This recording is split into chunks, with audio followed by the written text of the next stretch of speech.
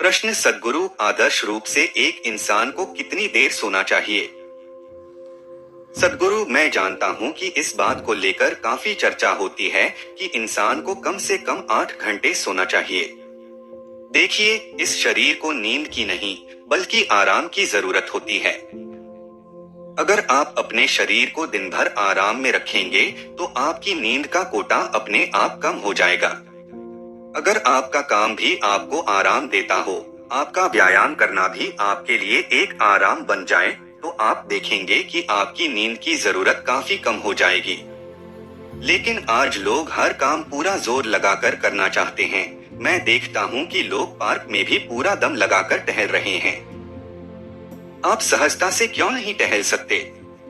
चाहे आप टहल रहे हो या जॉगिंग कर रहे हो, आप यह काम सहजता से और आनंद में क्यों नहीं कर सकते?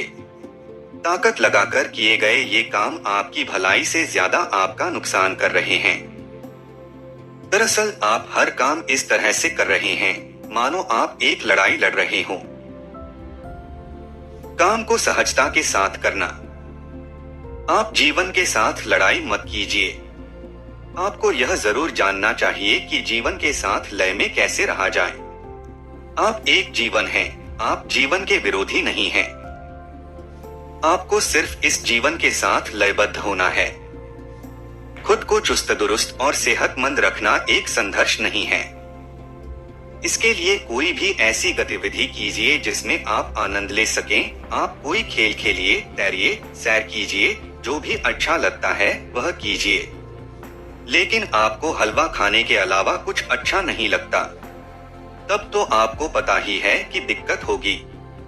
नहीं तो किसी काम को सहजता के साथ करने में कोई दिक्कत नहीं है। आप बस रिलैक्स होना सीखिए। तो सवाल है कि मेरे शरीर को आखिर कितनी नींद की जरूरत है? यह इस बात पर निर्भर करता है कि आपकी शारीरिक गतिविधि किस तरह की है। आपको अपनी नींद या खाने को तय करने की कोई जरूरत नहीं है। मुझे रोज कितनी कैलोरी खानी चाहिए, मुझे रोज कितना सोना चाहिए, जीवन को संभालने का यह मूर्खतापूर्ण तरीका है। आप अपने शरीर को ही तय करने दीजिए कि आज कितना खाना खाना है। आज आपकी गतिविधि का स्तर कम था, इसलिए आपने कम खाया। कल आपके कामकाज का स्तर बहुत ऊंचा होता है तो आप ज्यादा खाएंगे। यही बात नींद पर भी लागू होती है। अगर आप खूब सहज व आरामदेह स्थिति में रहते हैं तो आप जगे हुए रहेंगे। जीवन जीने की ललक। आपके शरीर को किसी अलार्म से जागने की जरूरत नहीं होनी चाहिए।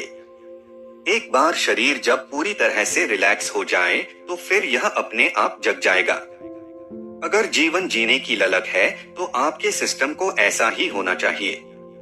और अगर यह बिस्तर को एक कब्र के रूप में देख रहा है तो यह उससे बाहर नहीं आना चाहेगा। अगर आपको इस मौत से बाहर निकालने के लिए किसी की जरूरत पड़ती है तो यह खुद में एक समस्या है। आपको अपने शरीर और मन को ऐसा रखना चाहिए जिससे इनमें हमेशा जीने की चाहत बनी रहे, उनमें जिंदगी से भागने की चाहत नहीं होनी चाहिए। यह सब कुछ इस पर निर्भर करता है कि आप जीवन को किस तरह से ले रहे हैं। अगर आप एक खास तरह की मानसिक स्थिति में हैं, जहां आप जीवन से बचना चाहते हैं, तो नींद एक अच्छा जरिया बन जाती है। तब आप ज्यादा से ज्यादा खाना और सोना चाहेंगे।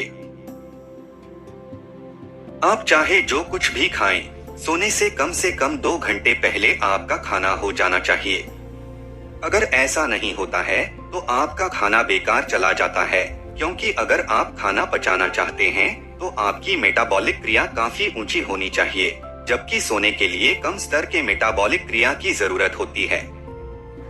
अगर आप खाते ही सो जाते हैं तो शरीर को समझ ही नहीं आता कि वह क्या करे।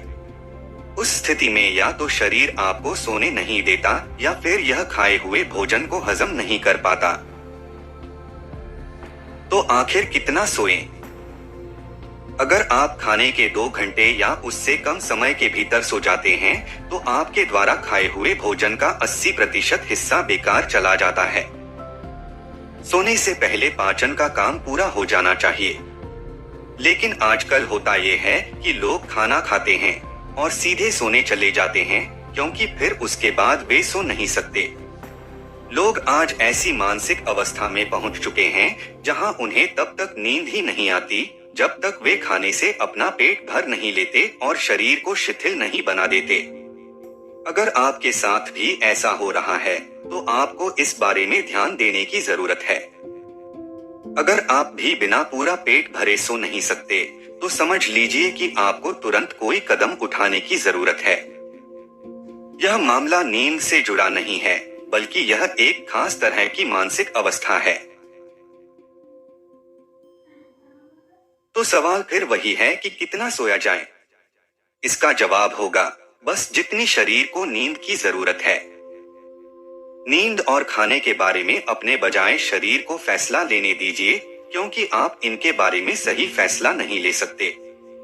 भोजन और नींद दोनों के बारे में शरीर को ही तय करने दीजिए, क्योंकि यह सब कुछ शरीर से ही जुड़ा हुआ है।